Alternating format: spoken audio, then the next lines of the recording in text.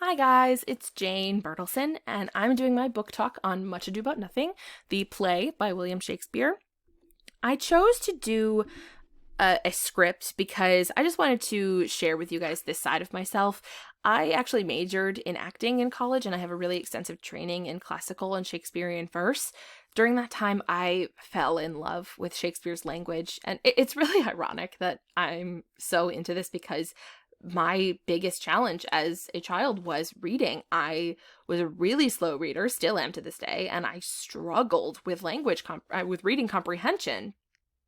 But interestingly enough, as an actor in classical classes, I was taught a lot of specific strategies for decoding Shakespeare's text in order to perform it and understand how, as an actor, you're supposed to feel and know what's really happening.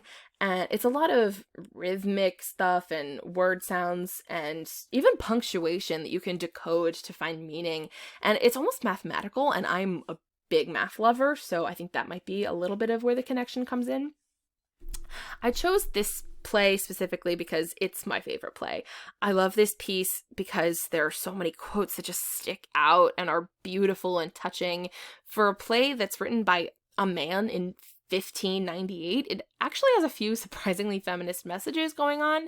It really delves into what men could get away with versus women, and it deals with how a woman's entire life could be totally ruined by the false word of a man, and how infuriating that judgment and double standard is.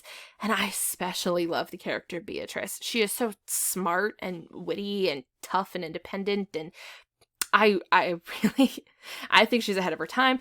She does fall in love with a man and get married at the end, but she's really outspoken about how infuriated she is with the limited role society allows her to play, and she demands that her partner be a proactive ally in the women's issues that she's dealing with. And if you couldn't tell, it's high on my bucket list to play Beatrice in a production of Much Ado About Nothing. So I've sort of simplified the plot to explain to you guys so you can get the main characters and events. So the family that we mostly deal with is this man named Leonato, who owns the house that it takes place in, and his daughter Hero, his brother Antonio, and his daughter Beatrice. Beatrice and Hero are really the main two female characters. Leonato invites this group of soldiers to his home. They've just finished fighting in war, and he's invited them over to celebrate the end of their fighting and to recuperate from their battles. The main soldiers to know are Don Pedro, his illegitimate brother Don John, who's the villain. Benedick and Claudio are the two main male characters who fall in love with Beatrice and Hero.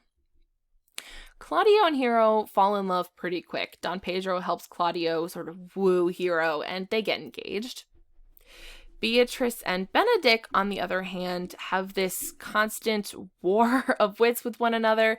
They can't stand each other, and they're constantly battling it out, but their friends kind of see through it, and they decide to play a trick on them and get them to ultimately fall in love. Don John lies to Claudio and tells him that Hero is cheating on him just for the sake of causing trouble. Literally, he's just like, what mischief can I create? And this is what he does. Claudio is really heartbroken by this, and he decides to disgrace Hero and leave her at the altar, and she is totally heartbroken and she faints, and everyone assumes that she's dead. She's not dead, though. She is alive, in fact, and only her family knows that because she wakes up only in their presence.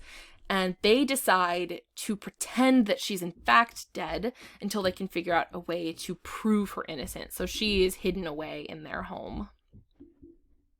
Ultimately, though, through a series of investigations and schemes and a bunch of different characters involved, everything is revealed, and Claudio and Hero do end up married. And also, during the course of all that, Beatrice and Benedick also fall in love and get married. So I'm going to read you guys an excerpt from Act 4, Scene 1, which is one of my favorite scenes. It takes place right after Claudio has abandoned Hero, and Beatrice really wants to get revenge against Claudio, but she feels that as a woman, she's not legally allowed to do what she wants to do, which is to challenge Claudio to a duel and kill him. So she's trying to convince Benedick, who has just fallen in love with her, to prove his love by doing this for her. I'm going to be reading both parts, but the character on screen is the one who is speaking. You have stayed me in a happy hour. I was about to protest I loved you. And do it with all thy heart. I love you with so much of my heart that none is left to protest. Come, bid me do anything for thee. Kill Claudio. Ha! Not for the wide world.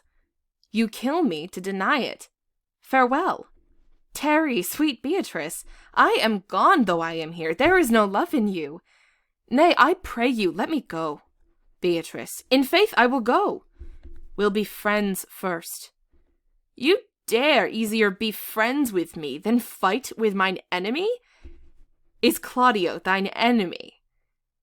Is he not approved in the height of villain that hath slandered, scorned, dishonored my kinswoman? Oh, that I were a man! What, bear her in hand until they come to hands, and then public accusation? Uncovered slander, unmitted rancor! Oh, God, that I were a man! I would eat his heart in the marketplace. So that is the excerpt I chose. I really love that last quote, especially, but there are a bunch of quotes from this play that I love.